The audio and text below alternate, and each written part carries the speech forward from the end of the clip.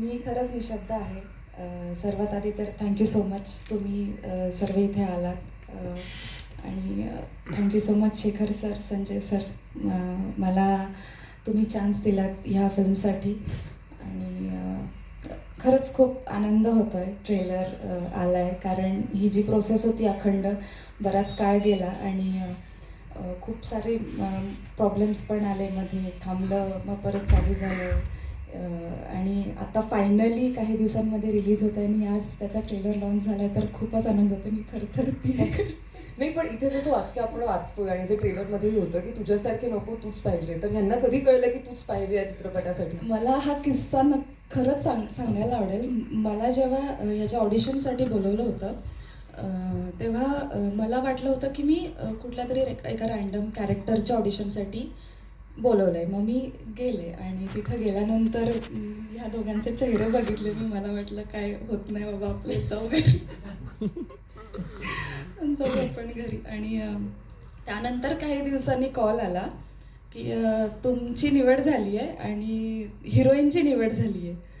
तर तो क्षण माझ्यासाठी खरंच खूप महत्त्वाचा होता. मी तो असा हे खूप त्याला असं छान कुरवळलं त्या क्षणाला की झाले, फायनली माझी निवड ॲज अ लीड ॲक्ट्रेस म्हणून झाली. कारण आपण सगळेच जण स्वप्न बघतात की आपण यावं, म्हणजे पडद्यावरती यावं आणि ॲज अ हिरोईन यावं. तर खूप आनंद होतो या गोष्टीचा आणि खरंच खूप खूप मनापासून धन्यवाद. पण मला पण हा प्रश्न विचारायचा आहे की खरंच तुझ्यासारखी नको, तूच पाहिजे, ही निवड तुम्ही कशी काय केली, माझी कशावरनं केली? हो, आणि मला हेही विचारायचं की त्यावेळी नेमका तुम्ही असा चेहरा काय केला होता की तिला एवढी शंका आहे की आपलं काही होत नाही तर? हां, म्हणजे please Shekhar sir, Sanjay sir, तू. हो, हा म्हणजे खरंच तुमच्या लीड ऍक्ट्रेसचा प्रश्न आहे तुमच्यासाठी. हिचं ऑडिशन जे आम्ही केलं होतं तर ते आम्हाला आवडलं नव्हतं. आणि ज्या प्रकारचा चेहरा किंवा डोळे ज्या प्रकारचे पाहिजे होते तर ते हिचे करेक्ट होते. आणि मग ऑडिशन बघितल्यानंतरच्या रिॲक्शन तिनं आमच्या बघितल्या होत्या. आणि पण आमचं ठरलं होतं की ही आपल्याला जशी पाहिजे, जे डोळे पाहिजेत, जशा प्रकारचा चेहरा पाहिजे तो आहे. आणि फक्त तिची तयारी असली पाहिजे वेळ द्यायची, तर ते आपण करून घेऊ. आणि मग तिला ते सांगितलं, म्हणजे आमच्याकडून तर ओके झालं.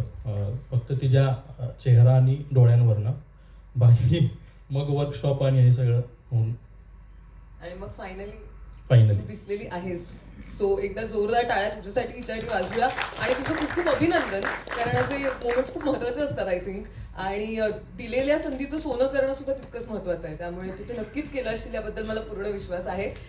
संभाजी, तुमच्याकडे यायचं आहे की हिला तर ऑडिशनमध्ये अशी शाश्वती नव्हती की हिचं सिलेक्शन झालं की नाही. तुम्हाला तरी होते का की ह्यांचे चेहरे बेटर होते का तुमच्या ऑडिशनला? नक्की काय घडलेलं?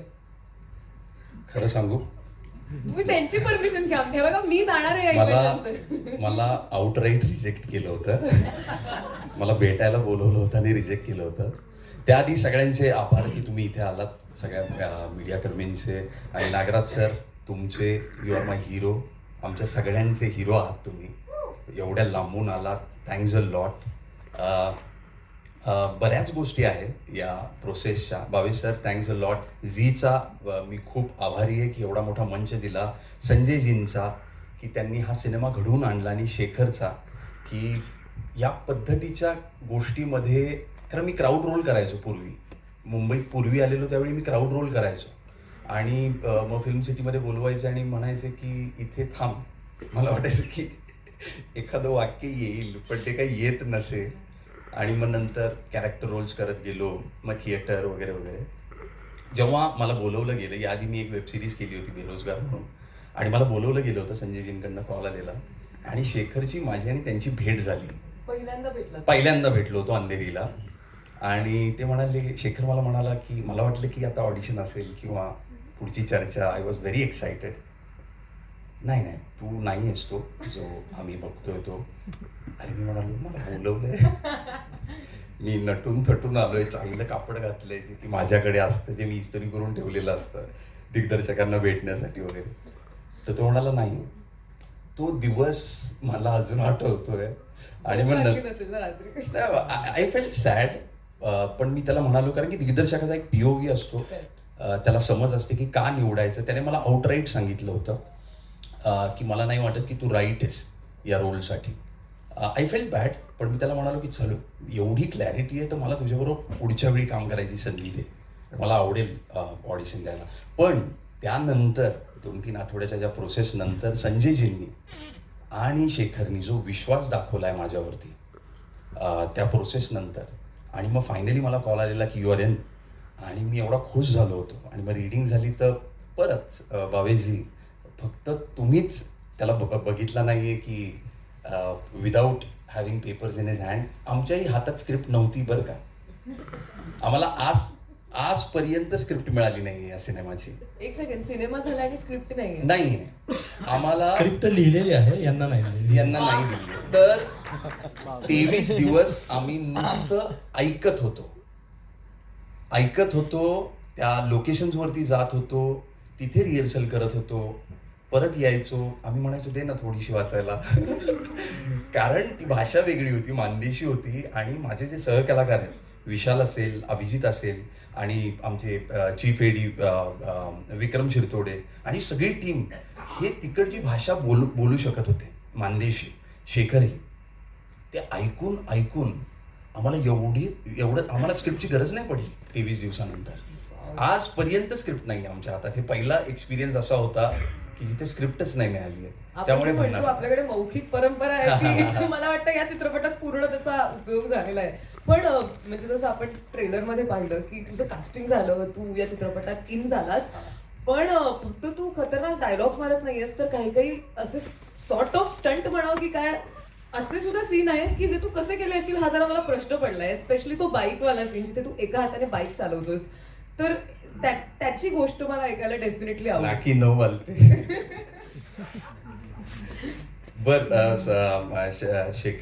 शेखरच्या डोक्यात काही गोष्टी होत्या की काही एलिमेंट्स होते जे की त्या कॅरेक्टरशी निगडीत होते, जे की आपण जोडू शकतो अंग म्हणून त्या कॅरेक्टरला.